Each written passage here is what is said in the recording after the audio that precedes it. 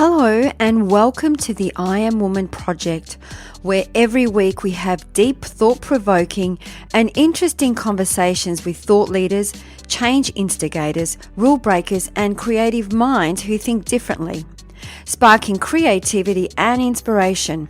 Our special guests on our show cover a variety of topics just for you, and they share their personal stories to inspire, motivate and empower you, our listener. The I Am Woman podcast is produced for your enjoyment, and show notes are found at www.catherineplano.com. Come back often and feel free to add the podcast to your favourite RSS feed or iTunes. All links are in the show notes. Now let's get into the show.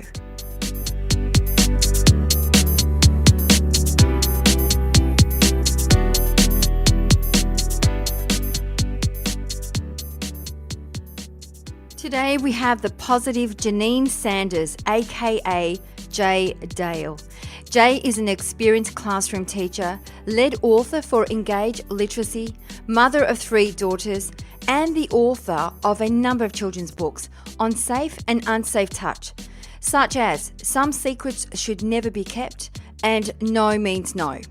Jay is a passionate advocate for body safety education to be taught in our schools and homes. She has written numerous blogs and articles on teaching body safety and has published a teacher resource kit on this particular topic. Jay is driven to empower children and provide them with a voice and to let them know that their voice matters. She has a wish to provide children and the community that surrounds them with skills to protect them from sexual abuse, lessening the likelihood of it happening. Jay is doing amazing work in creating awareness. So let's get into it.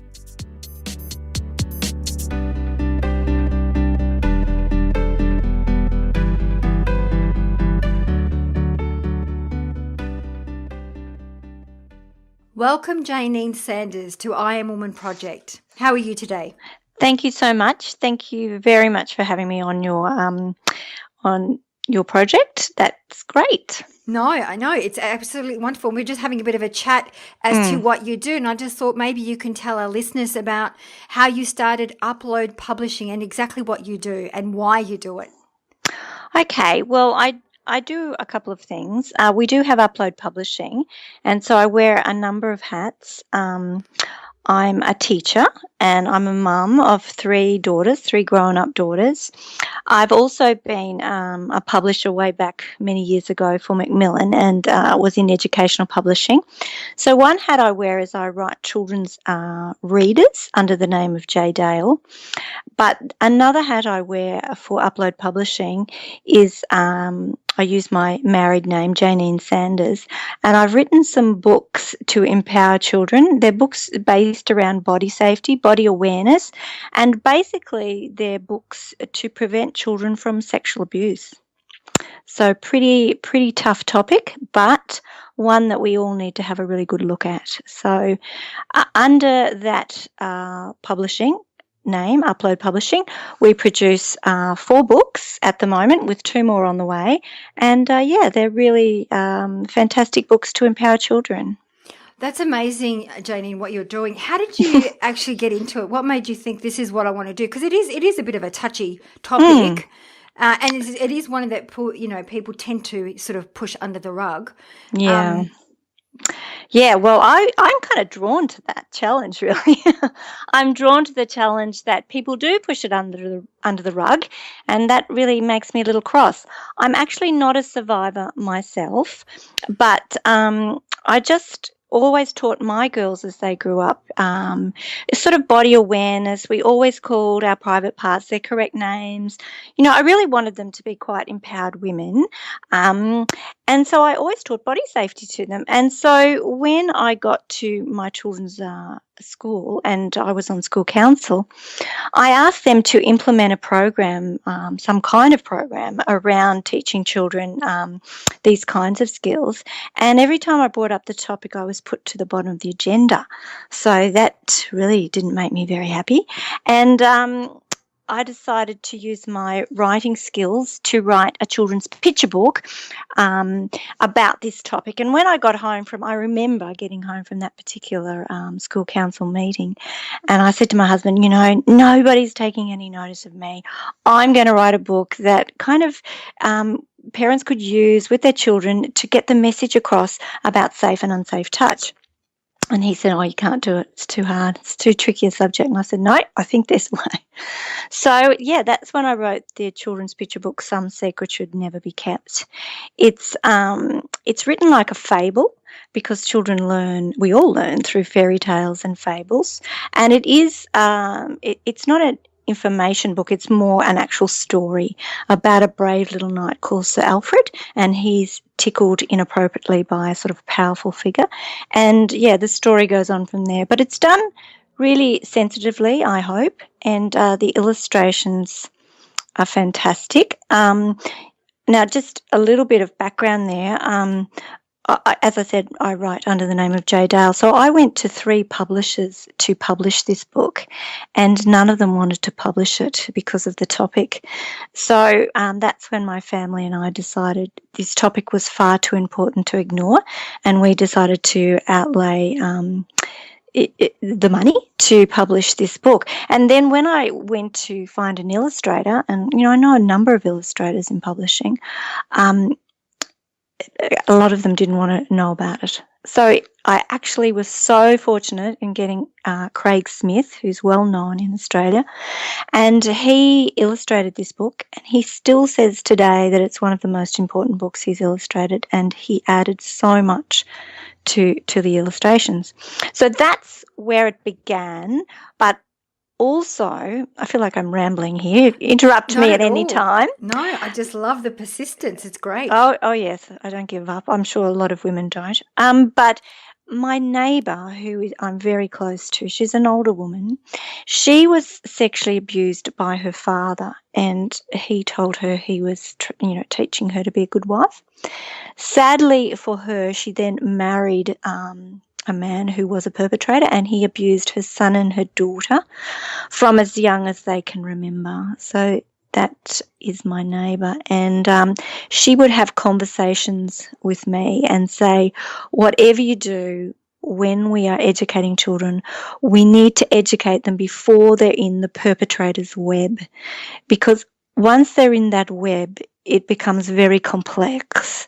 But before that, prevention is actually incredibly simple. It's age appropriate. You never have to mention anything graphic or about sex. I mean, why would you?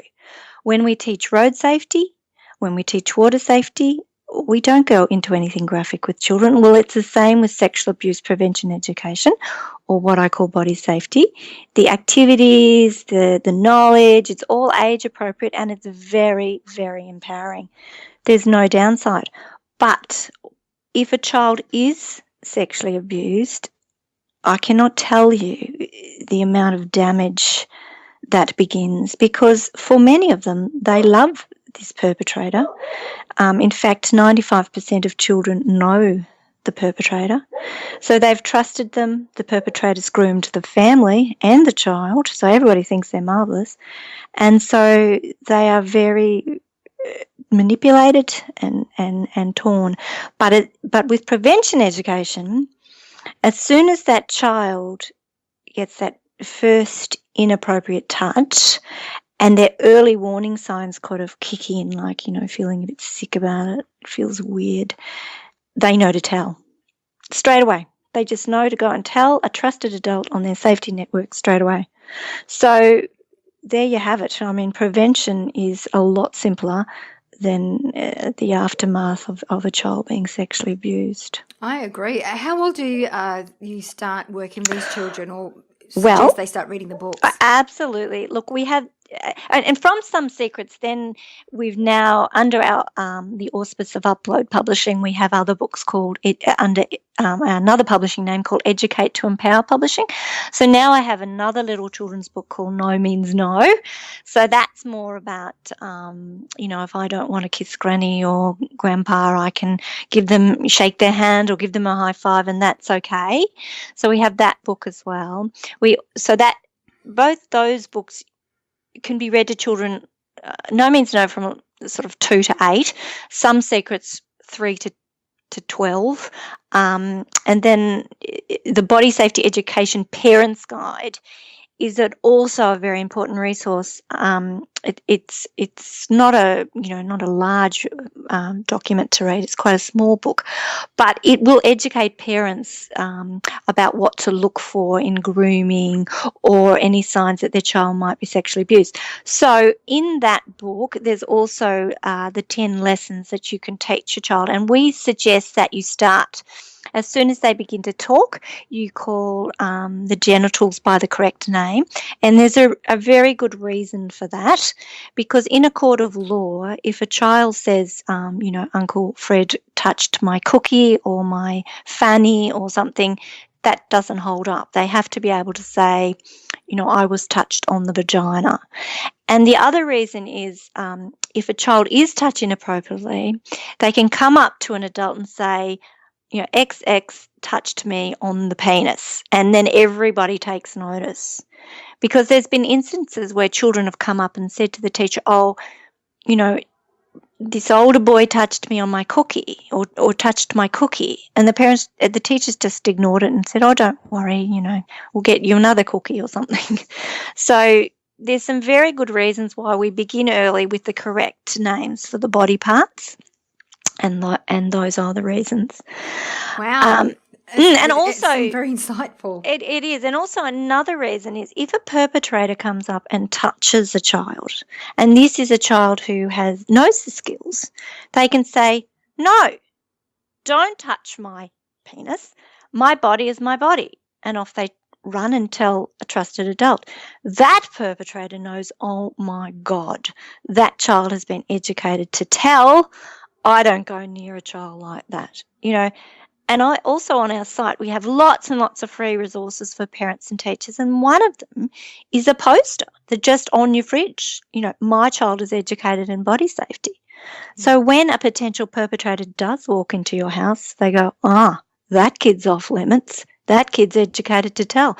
Because the biggest thing they're worried about, the most thing that threatens them most, is that the child will tell the secret and they'll be believed.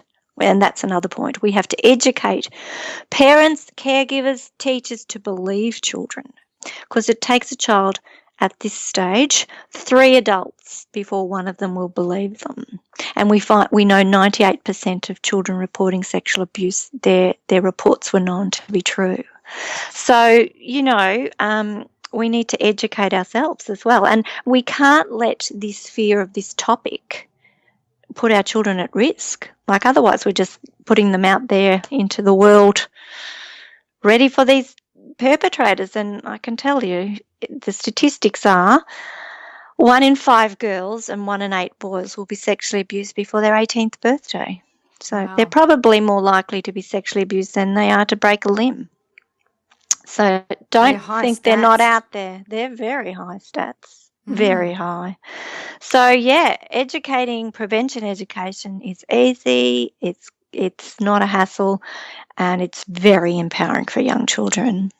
So now that you've got a few books out, what's the response from your books? And I guess what's the response now going back into the schools now you've got these books published?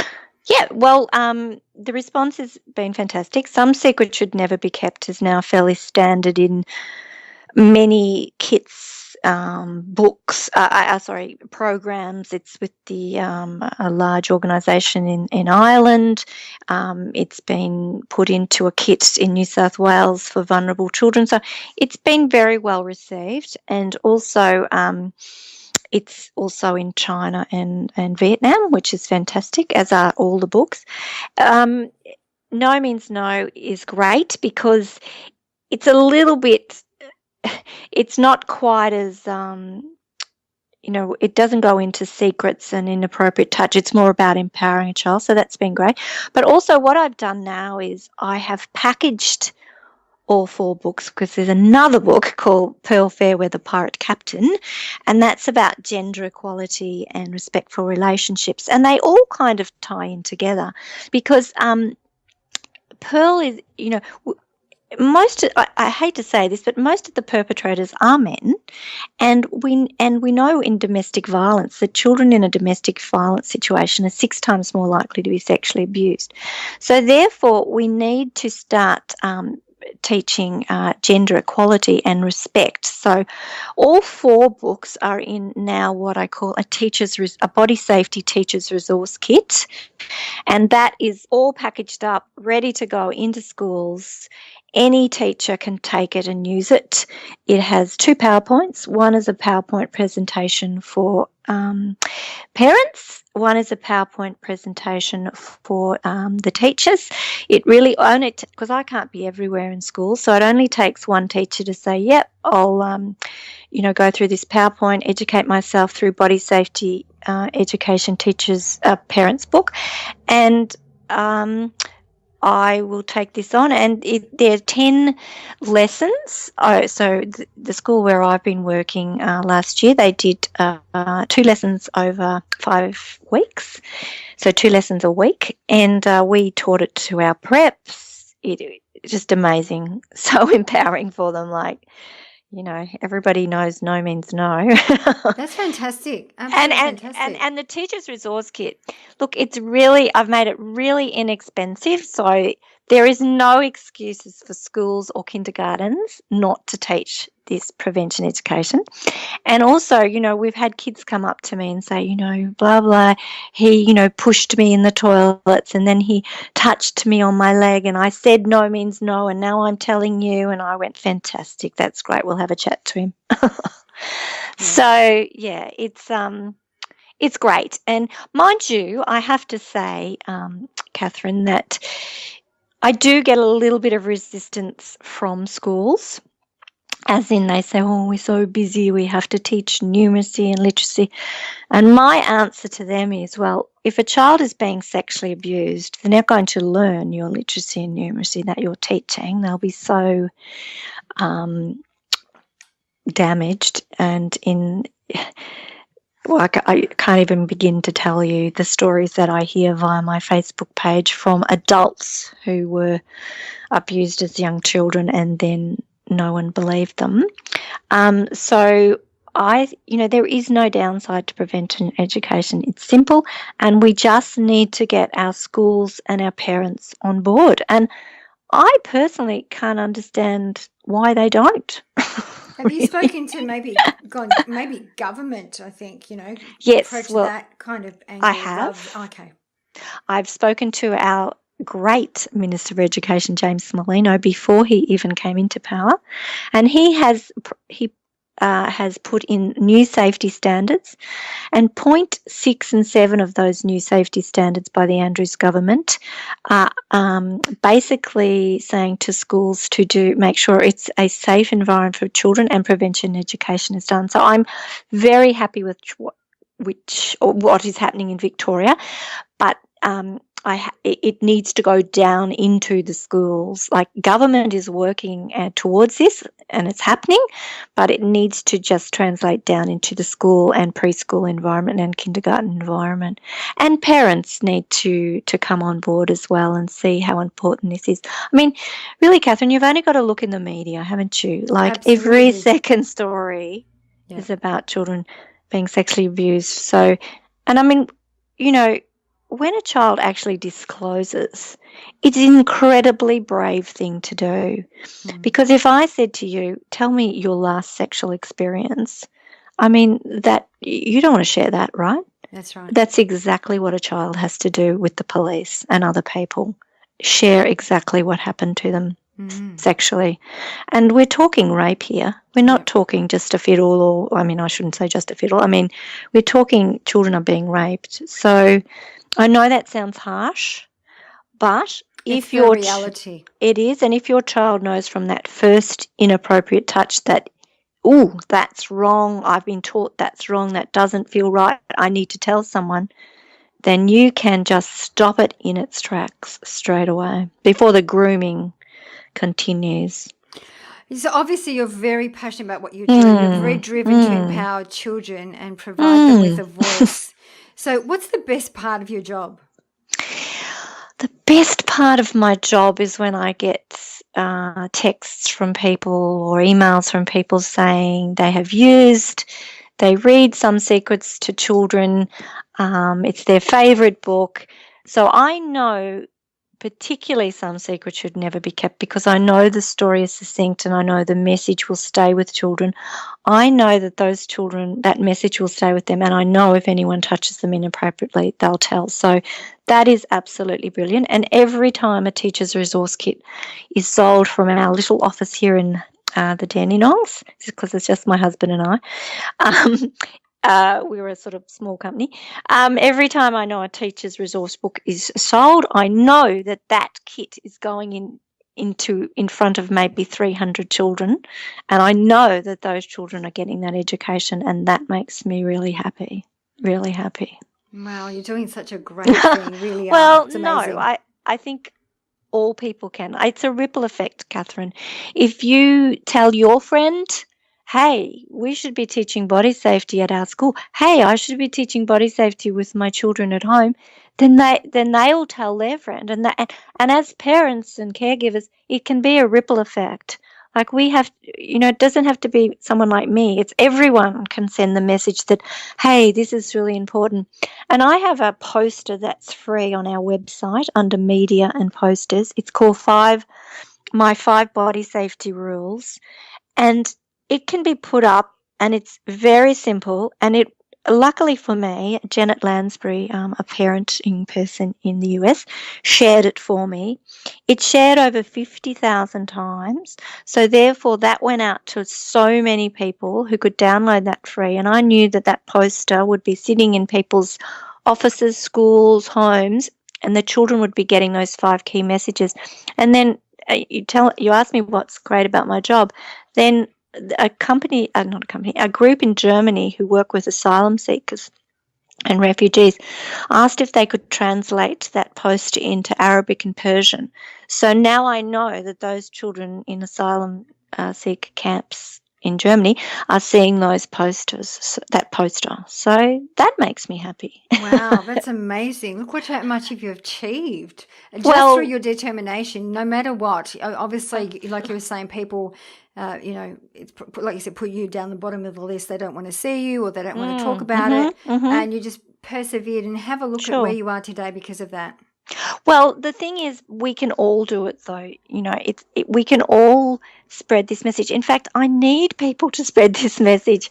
I need people to join me on Facebook, tell their friends about the resources, tell their friends, oh yeah, we always teach body safety to our kids. No problem. It's age appropriate. There's nothing to be fearful about.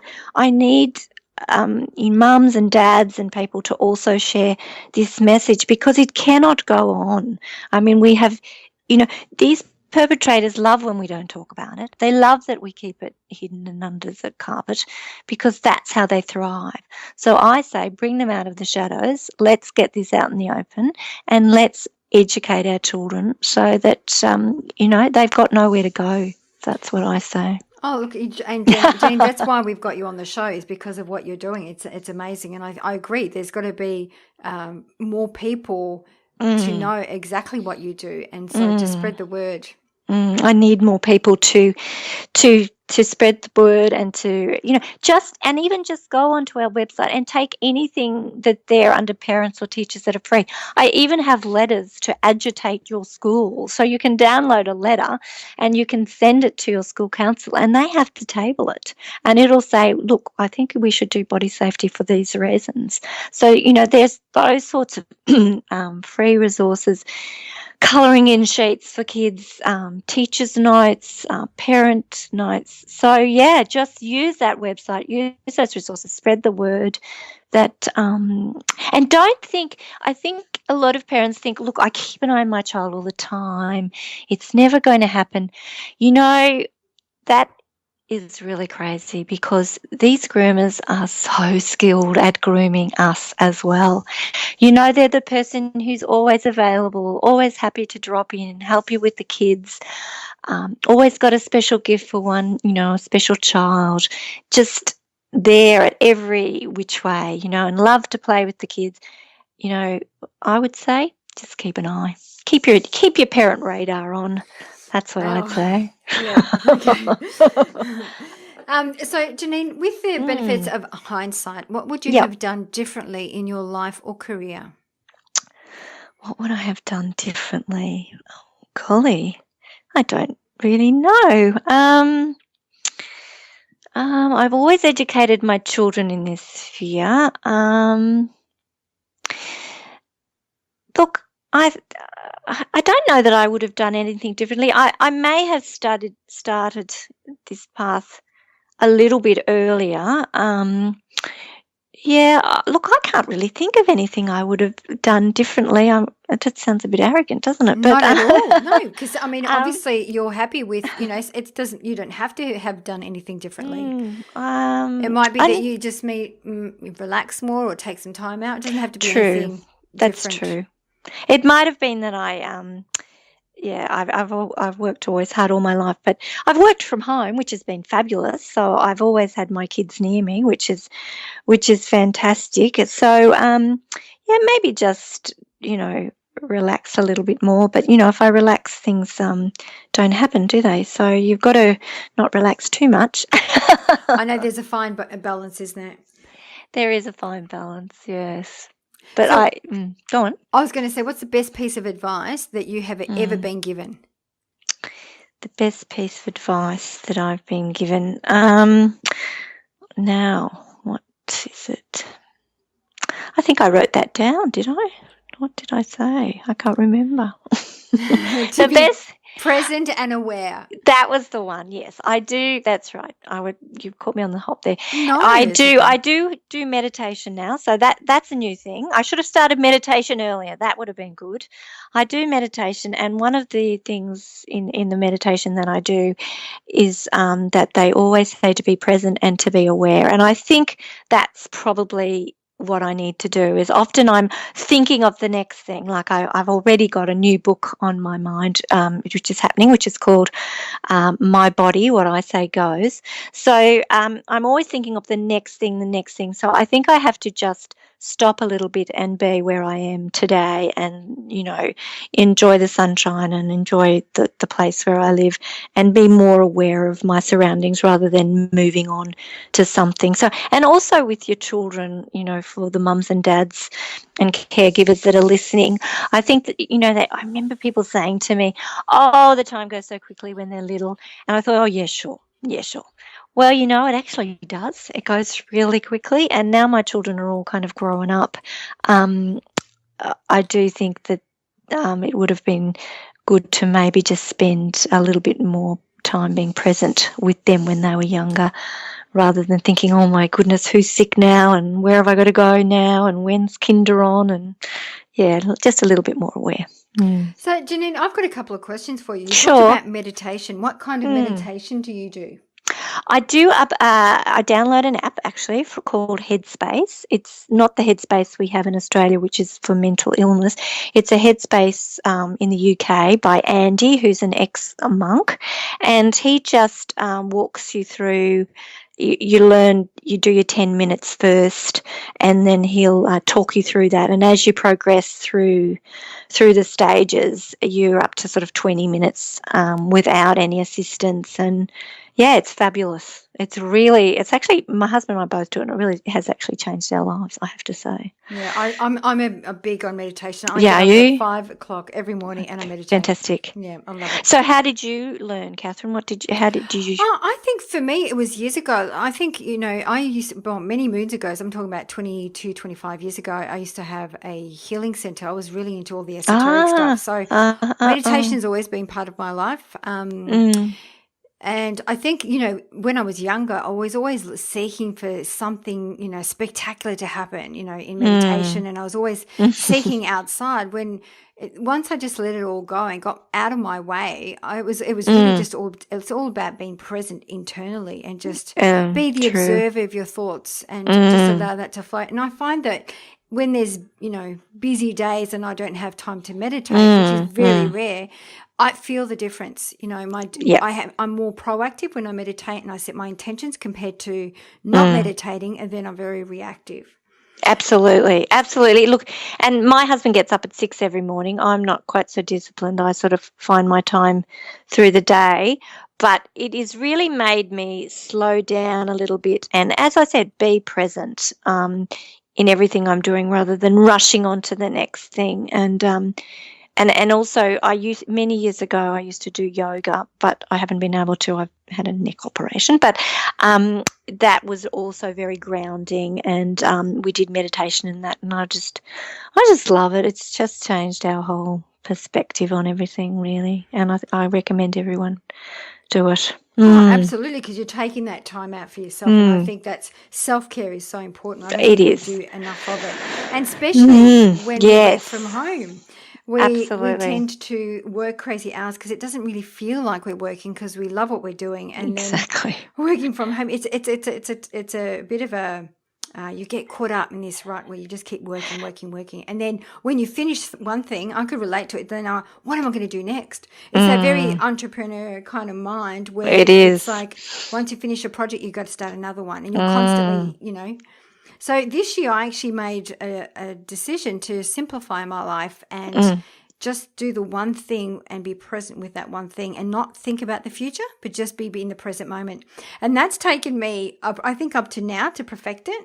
It's taken me quite a few months to get there, but it's been quite blissful. I think you sound like we've been on a bit of the same path because last year I was trying to crazily do 3 days teaching prep and trying to do my writing and trying to do, the little readers and everything. And this year I decided, like you, that I'm just going to focus on the writing. And that's why I'm not going to so much go to schools and teach body safety. I'll actually, package this up as a kit and they can do it. And because you're exactly right. You need to be present and do one thing incredibly well and love it and enjoy it. And I find too with the meditation and having this different perspective is because I hear such.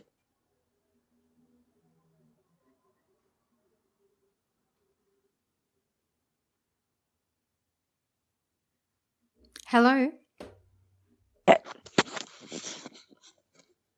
Oh, can you hear me? I can now. You just cut out for a little second Oh, there. sorry. Completely cut out. I'm sorry. Oh That's dear. okay. That's okay. Yeah, so I was just saying having the break from what I hear and read on the net in the work that I'm doing, it's really important to, like, I walk and I do the meditation because I have to get away from some of the things I read and hear about. Yeah. Yeah, and how do you sleep at night? Do you worry at night? Knowing, like, obviously you're really into this and you read a lot about what's going on, and does it keep you up at night? Well, no, because what I'm trying to do is focus on the prevention. So, like, if I into this, I'm not a psychologist, so if I went into the space where the children have been so badly damaged and adults have been so badly damaged, I really don't know that I could cope. I would have to have debriefing. So what I try to focus on is what I can do that is positive, and that's prevention. That's before it happens to this generation of children. So that's my main focus. And so, yes, look, I am a bit of a, I do grind at night and dream crazily. So, yeah, I try to unwind a little bit, just watch some telly or have some time with my girls and stuff. And but as I said, if my focus is on something positive, which is prevention, then I know that, that's the best way that I can help. Absolutely. So if you were to pick one word that best describes your personal brand, what would that be? Would be empowerment. Empowerment, beautiful. Yeah, empowerment. Empowering children, empowering particularly women and girls to feel, feel really strongly about themselves, walk tall. Empowerment would be the word. Love it. So, as we do with every show, we always wrap up with 3 golden nuggets. So, what would you like to give to our listeners? 3 golden nuggets. Okay, so you're going to have to remind me what I said when I wrote things down. What did I say? So, you've got educate your children. Absolutely. So that would be the first one, yes. Educate your children in body safety education. Yes. then what did I say? Okay, and then you said try to step outside your own life at times, give back to others in some small way. Yes, that's very true. I think we all get very wrapped up in what we're doing and think, oh, I'm just all too busy. I can't do anything to help anybody else. But in fact, you can in a very small way. You can, just be kind to someone, or just, let that person in who's wanting to come into the traffic, or just little things like that you can do, and just step away from what you think is your problem, because there are many people with, very large problems, and sometimes we get wrapped up that this is just bigger than what it actually is. I mean, I know that many people do have massive problems, but sometimes they, they're not as big as we sometimes think. And also, if people could help with the body safeness and spread the word, that is the small thing, but it's a massive thing as well. That could be a massive thing. Excellent. Well, Jayneen, it's been an amazing conversation, a unique conversation, I have to say, and very insightful. So thank you so much for your time and your energy, and thank you for what you're doing. I think it's amazing. How do our listeners find you? Okay, so my website is Educate to Empower Publishing. So it's actually shortened. It's E and the numeral 2 and then E, publishing.info. Or they can just look up Some Secrets Should Never Be Kept, and they're sure to find me that way. But as I said, the website is E and then a numeral 2 with another E, publishing.info. And there's heaps of information there. And please follow me on Facebook. My Facebook is under Some Secrets Should Never Be Kept. And please just continue to spread the word to empower kids. That would be so great. Jayneen, thank you for your wonderful work. Keep up the good work, and Thank you you so much for your energy and educating us. You're very welcome. Thank you. Thank you very much. That brings us to the end of another episode. I hope you enjoyed the show, as it is my mission to reach out and inspire as many individuals like you. And one of the best ways to help us achieve this goal is by giving us a good review on iTunes. It's easy and it only takes about 10 seconds. If you have any questions or special guests that you would like to hear from, please send us an email to support@catherineplano.com.au and we will get right back to you. You can also follow us on Instagram, Twitter or Facebook @Catherine Plano. That's it for now. Thanks for listening. Until next week, please take care.